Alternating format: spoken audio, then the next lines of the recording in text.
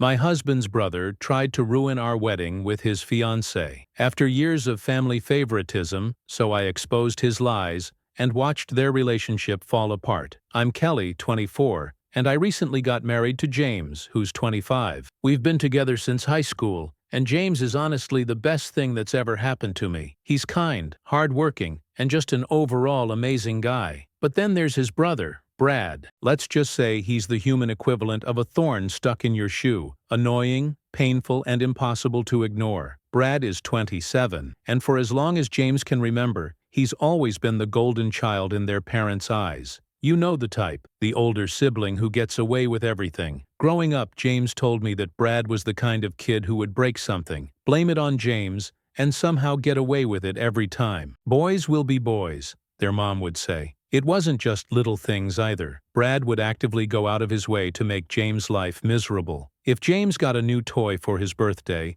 Brad would take it and break it. If James made a new friend, Brad would swoop in, charm them, and make James feel like the outsider. As they got older, it only got worse. Brad would pick on James in front of his friends, calling him things like mama's boy or softy, because James wasn't into the whole macho, brooding persona that Brad had going on. James, being the good guy he is, tried to brush it off, but I could tell it bothered him. Who wouldn't be hurt when your own brother treats you like crap? Now Brad's life is a mess. He hops from one dead-end job to another because he can't hold down a position for more than a few months. He's the kind of guy who walks into work late and acts surprised when he gets called out for it. He has this cocky attitude like he's too good for rules or responsibilities, but somehow their parents still make excuses for him. Brad's just figuring things out, they'll say, as if being an inconsiderate jerk is just a phase he'll eventually grow out of. When it comes to relationships, Brad's track record is even worse. He's had more girlfriends than I can count, and every single one of them left him for good reason. At first,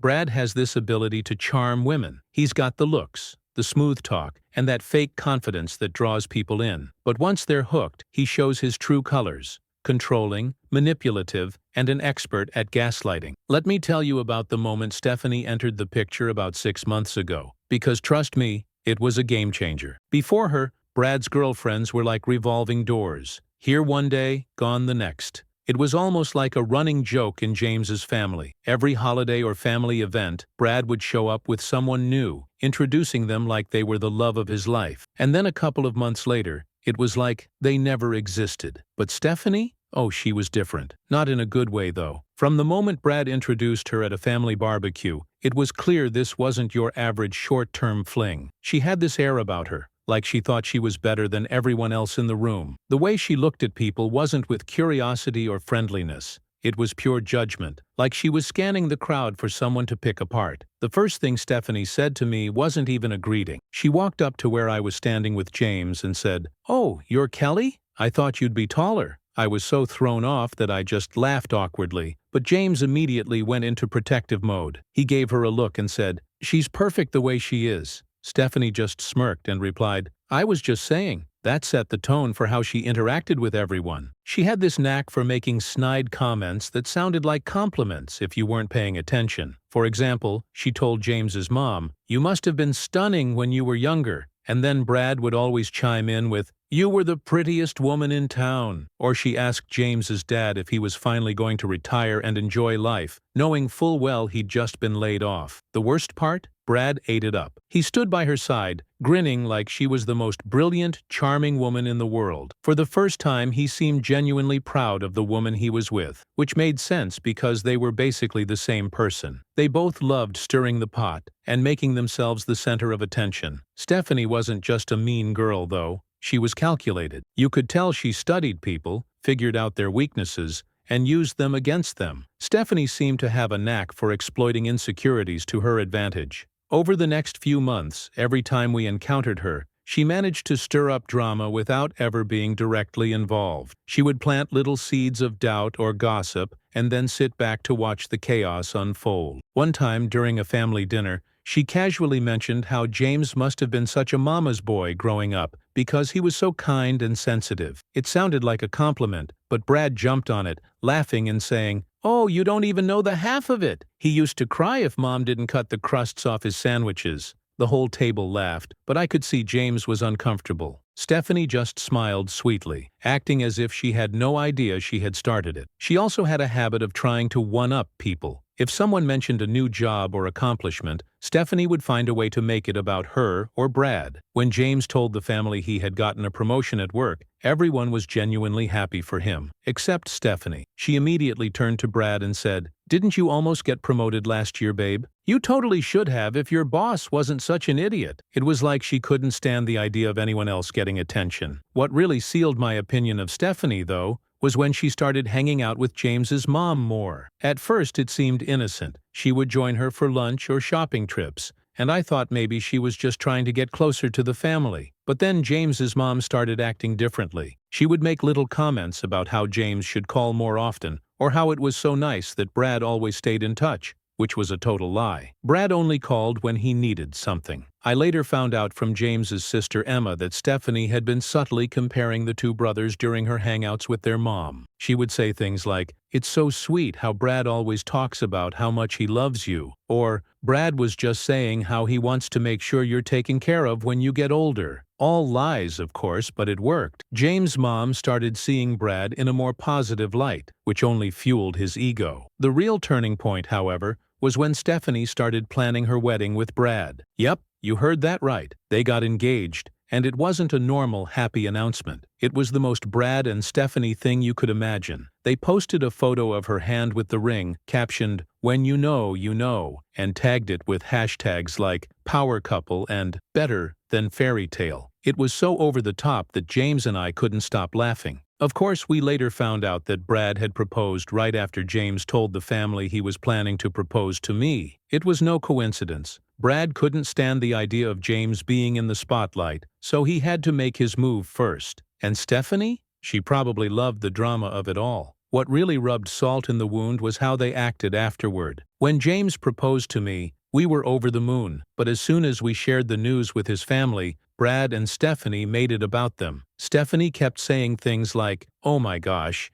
maybe we'll all get married in the same year. That would be so fun." And Brad, with his usual smugness, said, "Guess we're just a family of overachievers, huh?" Wedding planning became Stephanie's entire personality. Every time we saw her, she would find a way to bring it up, even if it wasn't relevant. If someone complimented my ring, she would immediately start talking about her venue or her dress. The worst part? She wasn't just showing off. She was subtly trying to undermine our plans. One time she cornered me at a family dinner and said, "You're going to love wedding planning. It's so stressful but so worth it. Just make sure you don't let it take over your life. Oh, and I'd avoid pastel colors. They're so overdone." I hadn't even mentioned what colors I was considering. But guess what? I had been leaning toward pastels. It was around this time that I started noticing how little Stephanie actually knew about Brad's past. She seemed completely unaware of his long list of exes and the drama he had left behind. She talked about him like he was some kind of saint, saying things like, "Brad has such high standards, that's why he didn't settle down before me." I had to bite my tongue to keep from laughing. High standards?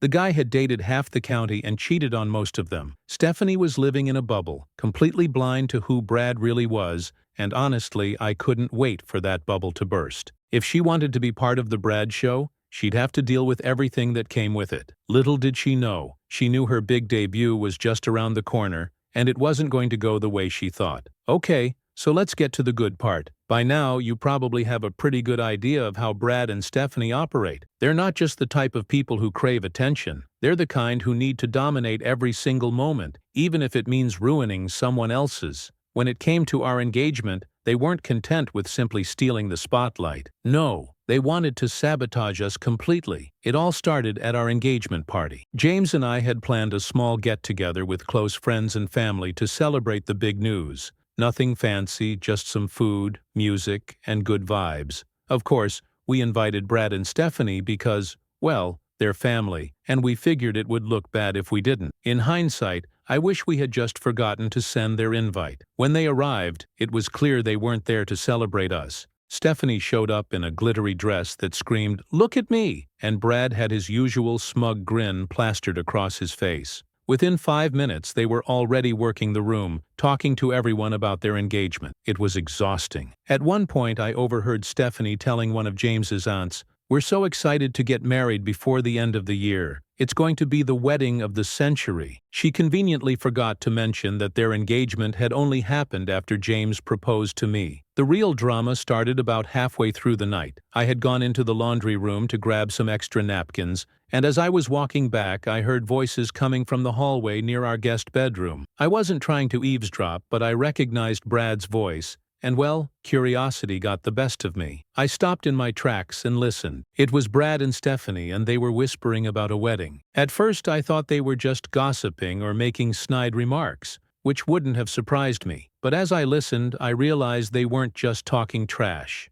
They were planning something. Brad was saying, "We need to make sure their wedding is the one everyone remembers. They think they're so perfect, but we'll show them who the real stars of this family are." Stephanie laughed and said, "Don't worry, babe. I've got a plan. We'll make her think we're on her side, like we're rooting for her. Then when the wedding comes, we'll hit her where it hurts." I could feel my stomach twist as they kept talking. Their plan was bigger than I could have imagined. Stephanie wanted to get close to my bridesmaids, pretending to be friendly and helpful, only to stir up drama between them. She even said, "I'll make sure they're so busy fighting with each other that they won't even have time to focus on her." Brad chimed in with his own idea. He wanted to convince James's parents to pressure us into inviting more people to the wedding, people we didn't even know, just to throw off our guest list and create chaos. But the worst part? Stephanie had this grand finale planned. She wanted to give a surprise speech during the reception, pretending it was heartfelt, but actually using it to humiliate me in front of everyone. "I'll make her look like a total bridezilla,"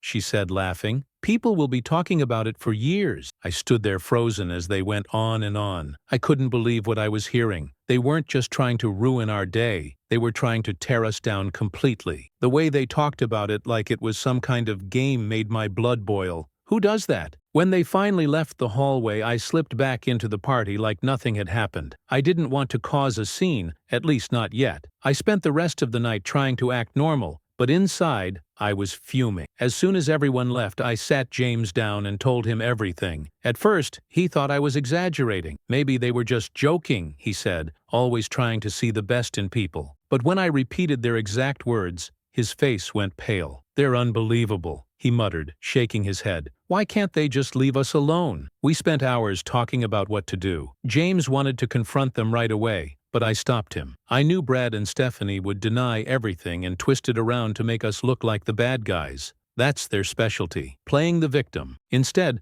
I suggested we let them think they were getting away with it. If they wanted to play dirty, we would play smarter. We decided to act like we hadn't heard anything. James would keep his distance from Brad, and I'd be polite but distant with Stephanie. Meanwhile, I started making plans of my own. If they wanted to mess with our wedding, I'd make sure they knew they picked the wrong couple to mess with. Sure, their wedding was the one nobody would forget, but for all the wrong reasons. I started digging into Brad's past relationships, and he had a long list of ex-girlfriends. I figured some of them might still hold a grudge. It wasn't hard to find them. Social media made it easy. I reached out to a few, carefully explaining who I was and why I was contacting them. To my surprise, almost all of them were more than willing to talk. It turns out Brad had burned a lot of bridges, and these women were more than happy to help me expose him. One of them, Amy, told me about how Brad had cheated on her with 2 different women at the same time. "He made me feel like I was crazy for suspecting anything," she said. "I can't believe Stephanie is falling for his act." Another ex, Becca, laughed when I told her what I was planning. "Oh, I'm in," she said. "That guy deserves whatever's coming to him." Within a week, I had assembled a small army of Brad's scorned exes.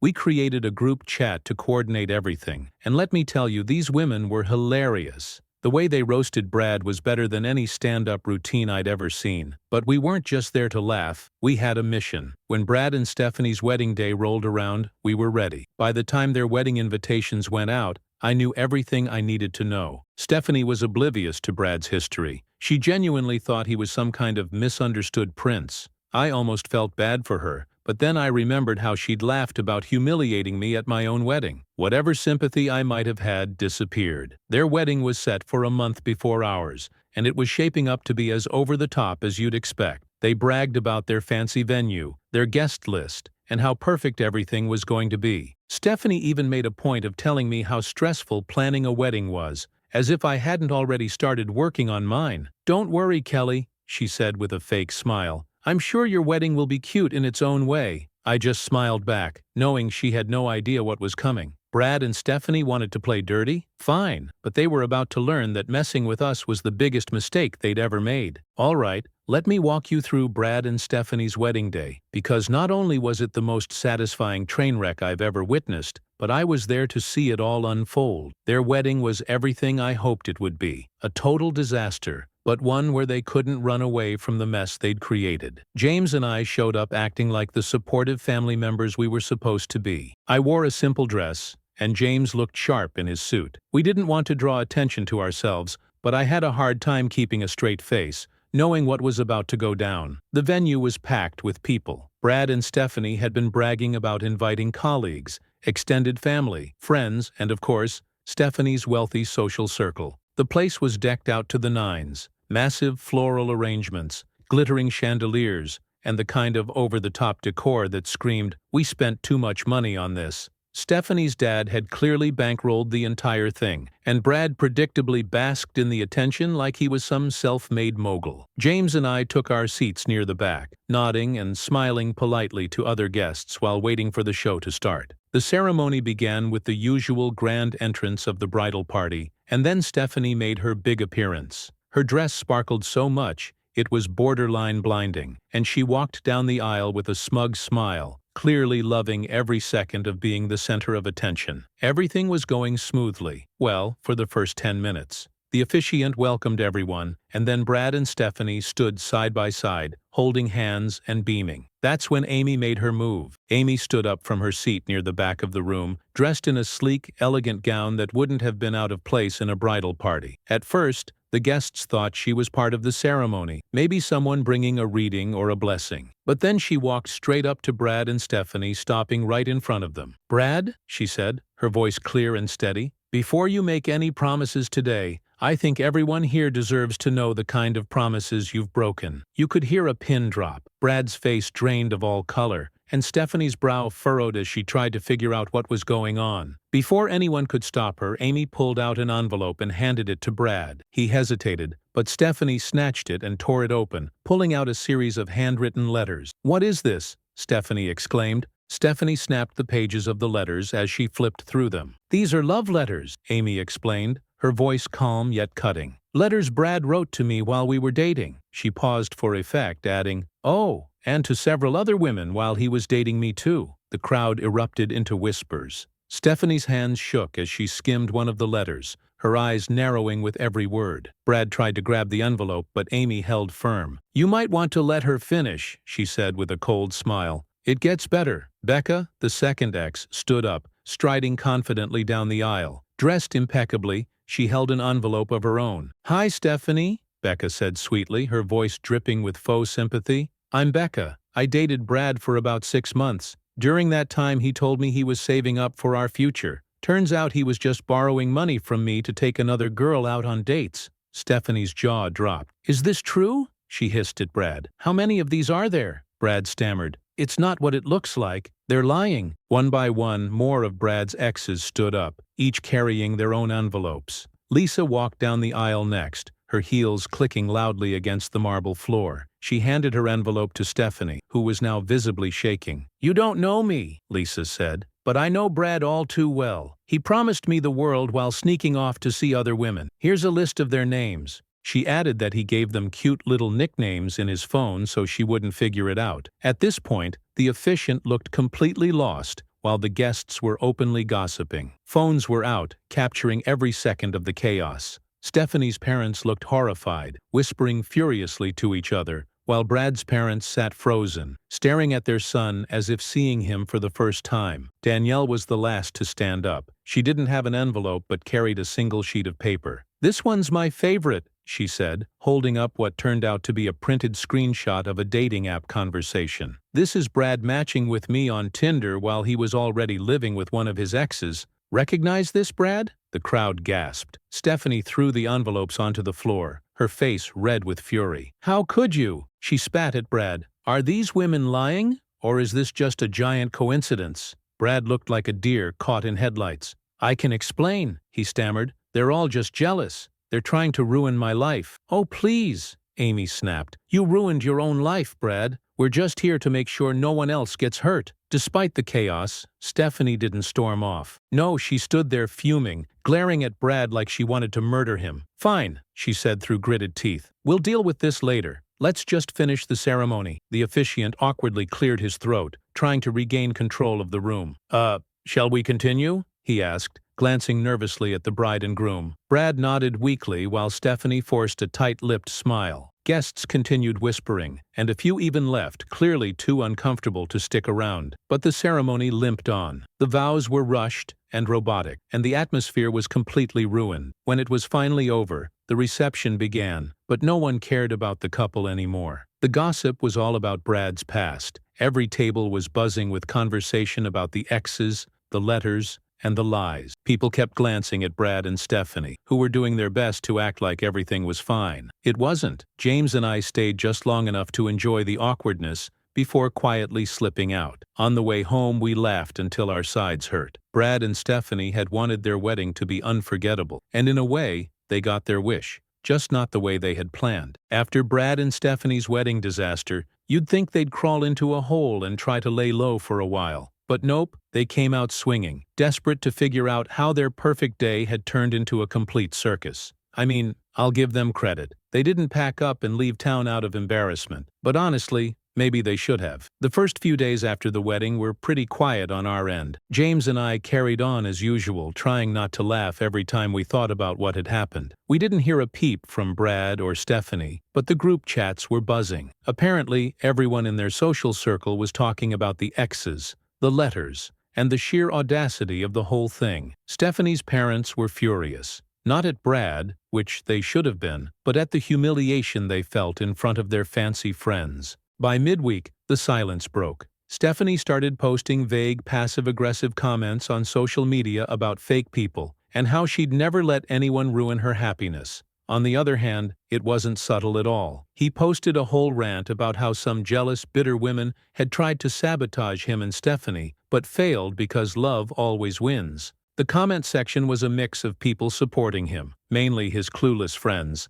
and others hinting that maybe he wasn't as innocent as he claimed. James and I kept our heads down, liking a few generic posts here and there to avoid suspicion. But then Brad and Stephanie started sniffing around. It began with a random call from Brad. James answered it while we were making dinner, putting the phone on speaker. Brad started awkwardly, "How'd you guys enjoy the wedding?" James gave me a look but played it cool. "It was nice," he said. "The venue was beautiful." "Yeah," Brad replied, his tone shifting. "So you guys didn't notice anything weird during the ceremony?" "Weird? No," James asked innocently. "Oh, nothing," Brad said quickly. "Just thought you might have heard some rumors or something. You know people can be jealous." I had to bite my lip to keep from laughing. Brad was fishing, and James wasn't taking the bait. "I didn't hear anything," James said casually. "Everything seemed fine to me." Brad let out a forced laugh. Yeah, that's what I thought. Anyway, see you around." He hung up and James and I burst out laughing. But that wasn't the end of it. Over the next few days, Brad and Stephanie started asking other family members if they knew anything about the exes showing up. Word got back to us that they were convinced someone had orchestrated it, but had no idea who. Stephanie apparently suspected one of her bridesmaids, but Brad had his sights set on James and me. "They think we did it," I told James one night after his sister Emma called to update us. "Let them think it," James said, smirking. "They can't prove anything." For a while it felt like we were in the clear. That is, until James's parents called and asked us to come over for dinner. Now let me tell you something about James's parents. They've always tried to stay neutral when it comes to Brad and James's sibling drama, but I could tell from the moment we walked into their house that they were gearing up for a serious conversation. Dinner was tense. Normally, his mom would be chatting about her garden or their latest Netflix obsession, but she barely said a word. His dad was equally quiet, which is rare for him. After dinner, his mom cleared her throat and said, "So we've been hearing some things about Brad's wedding." James played dumb. "Oh, what kind of things?" She sighed. "Brad and Stephanie are saying someone might have had something to do with what happened during the ceremony. They think it was you two." I felt James tense next to me, but I decided to take the lead. "Why would they think that?" I asked, keeping my tone light. His dad frowned. "Well, you have to admit it's a little suspicious. Those women showing up, it's not something that just happens, and you've never exactly gotten along with Brad." James exhaled and leaned forward. "All right, fine. It was us." his mom gasped, and his dad just stared at him, his jaw tightened. "You're serious?" his dad asked. "Yes," I said. "We planned it. But before you get mad, you need to know why." We explained everything. How I'd overheard Brad and Stephanie plotting to humiliate us at our wedding. How they wanted to ruin my relationships with my bridesmaids and make a spectacle out of us during our reception. I told them about the awful things they said, how they laughed about it like it was some big joke, and how I knew we had to stop them before they got the chance. James chimed in saying, "We didn't want to do this, but they left us no choice. They've been trying to one-up us and tear us down for years. This wasn't about revenge, it was about protecting our day." His mom looked horrified, not at us, but at the idea that Brad and Stephanie would do something so cruel. "Are you sure they were really planning all that?" she asked. "I heard them say it," I said firmly. "Every word. They didn't care about how it would hurt us. They just wanted to make our wedding a joke." His dad rubbed his temples, clearly trying to process everything. "You shouldn't have stooped to their level," he finally said. "But I can't say I blame you." His mom nodded slowly. "It's hard to hear, but if what you're saying is true, I understand why you did it. I just wish things hadn't come to this." The conversation ended on a tense but understanding note. They didn't condone what we did, but they couldn't deny that Brad and Stephanie had pushed us to the edge. We left their house feeling a little lighter, knowing they weren't going to defend Brad this time. Over the next few days, things settled down. Brad and Stephanie were still sniffing around for answers, but James's parents didn't give them any hints. Emma called us to say their mom had pulled Brad aside and told him to stop harassing the family about the wedding. Apparently, Brad had the nerve to act offended, claiming he was the victim, but she shut him down pretty quickly. As for Stephanie, she started posting less and less on social media, and when she did, it was all overly cheerful, as if she were trying to prove how happy she was. But the cracks were starting to show. A mutual friend told us she'd been complaining to anyone who would listen about how someone ruined her big day and how unfair it was. Meanwhile, her parents were pressuring Brad to fix things because they didn't want their family name dragged through the mud. James and I, on the other hand, were focused on our wedding. With Brad and Stephanie's chaos behind us, we could finally enjoy the planning process. We kept everything low-key and intimate, ensuring only the people we trusted were involved. The best part was that we didn't have to worry about Brad and Stephanie showing up. Of course, this wouldn't be the last time they tried to insert themselves into our lives. They had one last trick up their sleeve, and while it didn't go as they planned, it made for an unforgettable finale. It all started with an odd phone call. James received a message from an old co-worker he hadn't spoken to in years, congratulating him on the wedding and saying, "I'm looking forward to seeing you both there." Confused, James called him back to ask how he knew about the wedding. It turned out Brad and Stephanie had somehow gotten hold of our guest list and venue details and sent out fake invitations under other people's names. At first, we didn't even believe it. Who does that? But when a couple of other guests mentioned they received duplicate RSVPs with slightly different details, we knew Brad and Stephanie were behind it. Their plan was obvious: sneak in under fake names, cause a scene, and ruin our day. Thankfully, we were prepared. After Brad and Stephanie's wedding fiasco, we decided to take every precaution to keep them out of ours. We hired security for the venue, and every guest was required to check in with ID at the door. It felt a little extreme at first, but now we were grateful we had gone the extra mile. On the day of the wedding, everything started off perfectly. James and I were both excited and nervous in that giddy pre-wedding way. Guests began arriving, and security was doing an amazing job keeping things organized. It was shaping up to be the best day of our lives, and then they showed up. I didn't see it happen myself, but I heard about it from our wedding planner, who came rushing over to me with wide eyes. "We have a situation at the entrance," she said. "There's a couple trying to get in, claiming to be family." My stomach dropped. "Is it Brad and Stephanie?" I asked. She nodded. James and I had already agreed to let security handle them, so I told her to stick to the plan and just make sure they didn't get in. "We're not dealing with them today." Meanwhile, at the entrance, Brad was putting on his best performance, dressed in a sharp suit. He was trying to convince the security team that he was James's brother and had every right to be there. "This is family business," he argued, his voice growing louder with every word. "You can't keep me out of my own brother's wedding." Stephanie stood next to him in a sleek dress, arms crossed and looking furious. "We're on the guest list," she snapped. "This is ridiculous." The head of security, a no-nonsense guy we had hired specifically for situations like this, didn't budge. "Your names aren't on the list," he said firmly. "Without an invitation or proper identification, I can't let you in." Brad's face turned red, and he launched into a rant about how family doesn't need an invitation. Stephanie, meanwhile, completely lost her cool. "This isn't over," she screamed, pointing a perfectly manicured finger at the security guard. "You'll regret this."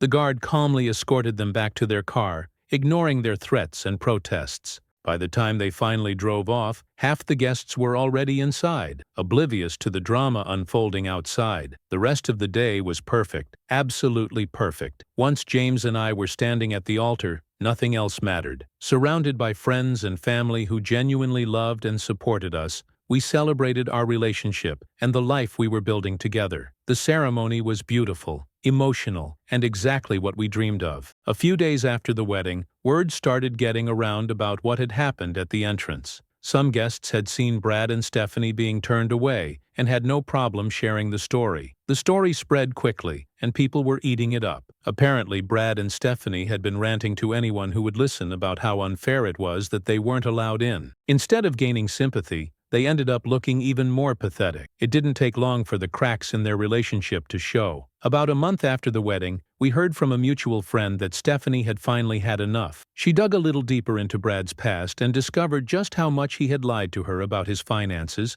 his relationships, and even his role in planning their wedding. She confronted him in a spectacular blowout fight, packed her things, and left him. From what we heard, Brad was devastated, or at least as devastated as someone like him could be. He tried calling her, messaging her, and even showing up at her parents' house, but she was done. For the first time in his life, Brad was facing the consequences of his actions, and there was no one left to clean up his mess. As for James and me, we're happier than ever. Our wedding was everything we had hoped for, and we've spent the month since enjoying married life without Brad and Stephanie's drama weighing us down. Cutting them out of our lives was the best decision we ever made. They tried to ruin our happiness, but all they did was destroy their own. Sometimes, poetic justice isn't just satisfying, it's absolutely necessary.